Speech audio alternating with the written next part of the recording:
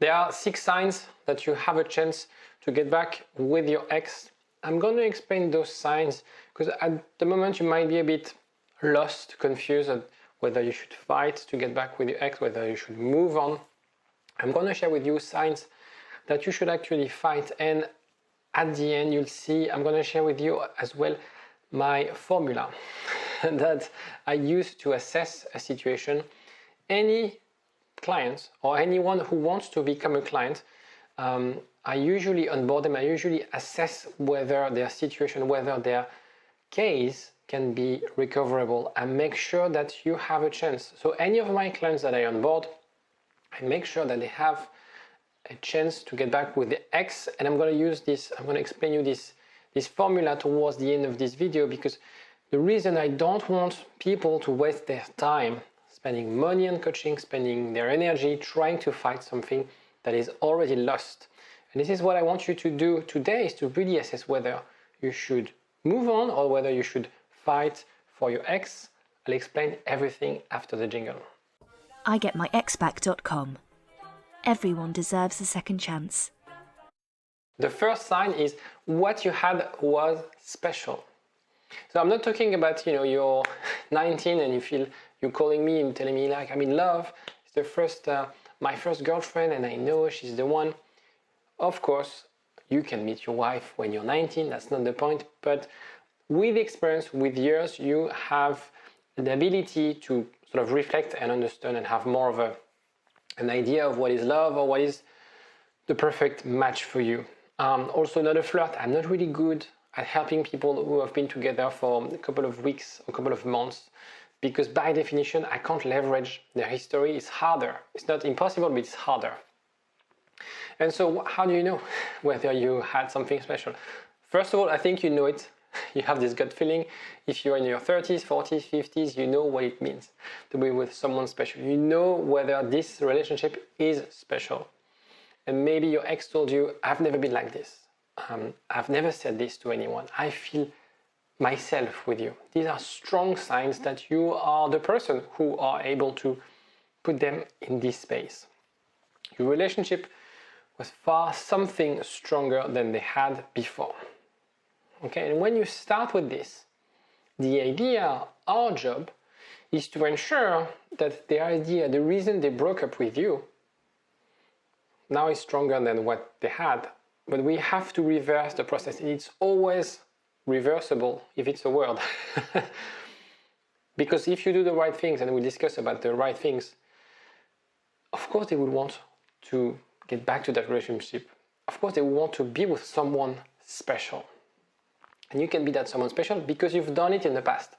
That's why sometimes my job is easy, because you've done it. It's not like I'm coaching you to seduce someone random. I'm coaching you and helping you to get with someone you've been before. So it's in a way easier. Second one, losing their trust. So it's very important. What was the reason of the breakup? Did you cheat on them? Of course, if you cheated on them, it makes the process extremely hard. I've helped people to get back with their ex when they cheated on their ex, but trust me, it's harder. And the percentage of the success rate doesn't necessarily depend on your action. It depends, of course, on your actions. It also depends on whether your ex has the ability to forgive. And this we can't control. So even if you do if you have exactly the right attitude, if you do exactly the right things, if you say exactly the right things, and I helped you to achieve that, it's still quite unsure whether your ex will forgive you. You will increase your chance, but it's not guaranteed. Now, another one is abusing behavior. If you've abused, if you've been violent verbally with your ex, the question is whether, are you made to be with each other? Maybe you were madly in love, but the relationship was toxic. And I would question the fact whether you are made to be together, and also whether you need help. Because if you've had this type of behavior, I wouldn't coach you to get back with your ex. I would rather use my counselor's hat and help you understand the root causes of this behavior and how you can change, how you can address, for example, anger, your anger issues and stuff like that. And that would take a priority over getting back with your ex. The third thing is, how frequently did your ex warn you? A breakup is the result of an ongoing reflection.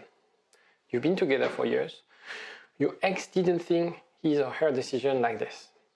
It's after months, sometimes years, of thinking, of assessing things. And you have two options, very different options, where one, your ex would have been quite vocal about the problem. Told you about things that didn't work, told you about things they wanted you to see, things they were not happy about in the relationship. Or, some people, unfortunately, they're not really great communicators, or they don't know exactly how to express this, they keep it for themselves, and that breakup came as a news for you, as a shock. It happens sometimes. If those things were expressed before the breakup, it's kind of hard to get back with an ex, because it means that you failed consistently over those weeks or months of assessment. You failed their trust. And so proving them that they're wrong would be harder, because they've warned you many times before the breakup. And so they'll be thinking, okay, you're telling me you're changed, but I've asked you 12 times and you haven't. So what would be different now that I took the decision to end things? How can I trust you? Because for 12th time, you didn't do it. So it's going to be really hard for you to do that. If your ex didn't express this, or just once or twice, and they kept it for themselves, and they made that decision, then you can definitely work at positioning yourself, at communicating with them, at forcing him to open up a little bit. Not forcing, but pushing them to open up a little bit. So you'll be able to, instead of fighting her or your ex versus you, finding a resolution together. What was the problem? How can we develop that communication together, where we can trust each other and where we can work together at fixing the problem? So it's very different dynamic than when you've been warned like for 12 years, there's something wrong and you didn't do anything. Fourth, you know they still have feelings. So it's something it's hard for me to assess, but you know it. You have this gut feeling. Right, most of the time, female or male, because some people think that women have a sixth sense. I think men knows when there's something, whether you're in touch or not, because sometimes you hear from friends, you see their social media activities. Sometimes love fades away for good and it's impossible to revive, so I have to tell you. But most of the time, and most of the people who call me, they can always tell me like, yeah, I see, because like the words they say, how they are when we are together, their activities, it sounds like she or he's not neutral towards the breakup and they have feelings. 5 is your ex doesn't seem to be sure. One way they are very distant, very cold, the other day they are very warm. They send you those kind of contradicting messages. It doesn't work. We're not made to be together, it's not gonna work. And then the next day, the next week, I miss you. I want to see you. And then the week after, it's been too hard, it's not working, I'm suffering. And then after, you're so important in my life. I can't forget you, or I can't be without you. And when you have those contradicting messages, it's really about how we can leverage the good ones and reduce the bad ones. 6. And after, I'm going to share with you the formula, which is extremely important if you want to embed everything that I have covered in this video.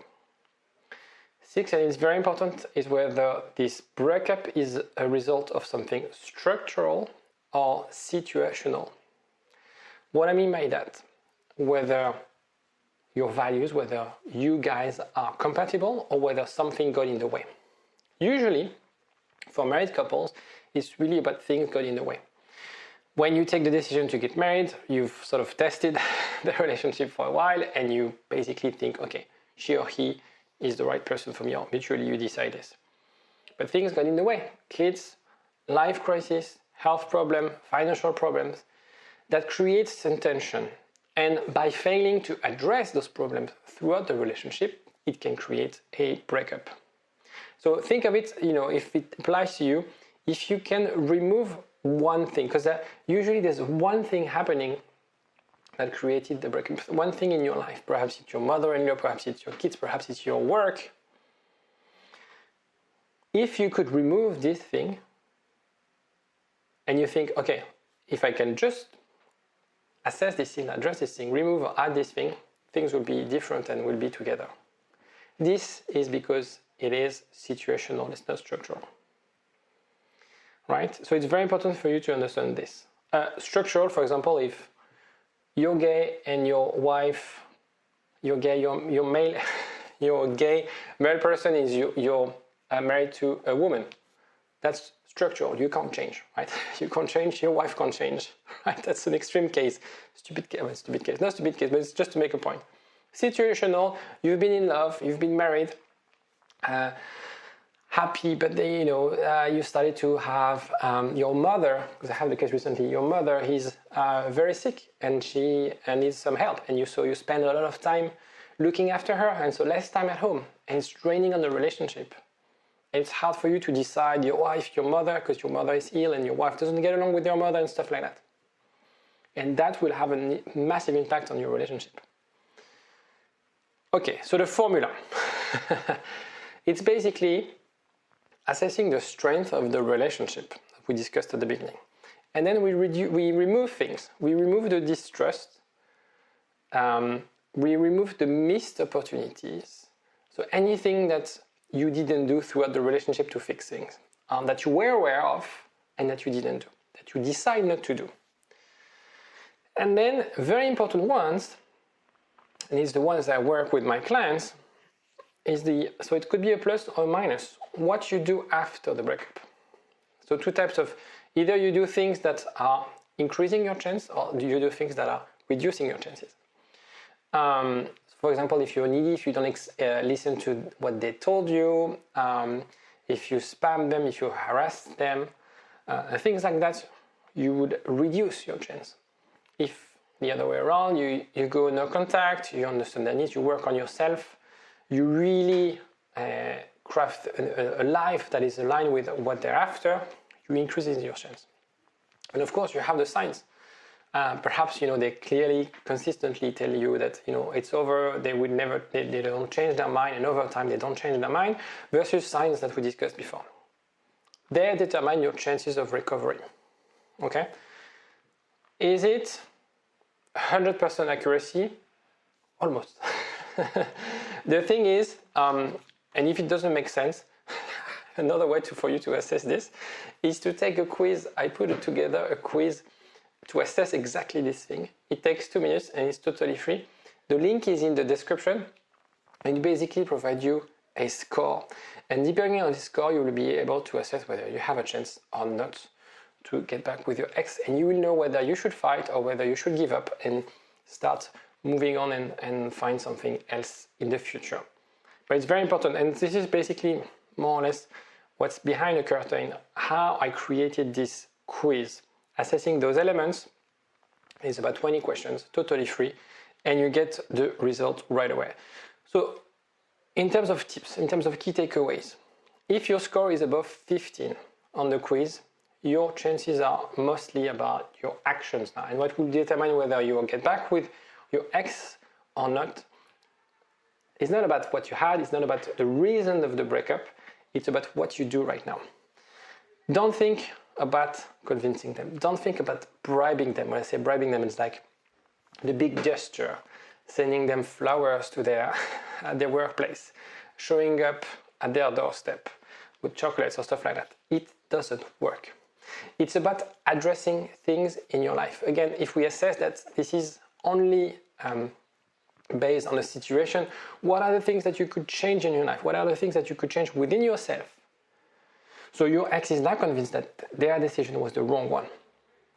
And if you want to do this work, it's easier to do it when you go no contact, because it will leave space for your ex to as well experience this breakup, and for you to reflect on things and for you to work on things. Because when you're in touch with your ex, your mind and your head is more busy thinking about what should I send, what is she or he trying to tell me, and rather than working on yourself. It's very classic. People think that if you're in touch with their ex, they will increase their chances, whereas actually it's actually decreasing their chances because you're missing the opportunity to really address and work on things.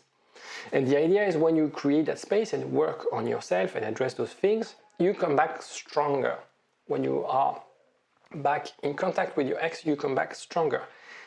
If you have any question, if you want to get in touch with me, there's also a link in the description to give me a call. It's totally free. I do 15-minute calls in my diary, and we'll discuss your situation and how I can help you get unstuck if you're stuck. How can I help you communicate with your ex if you're struggling to communicate with your ex?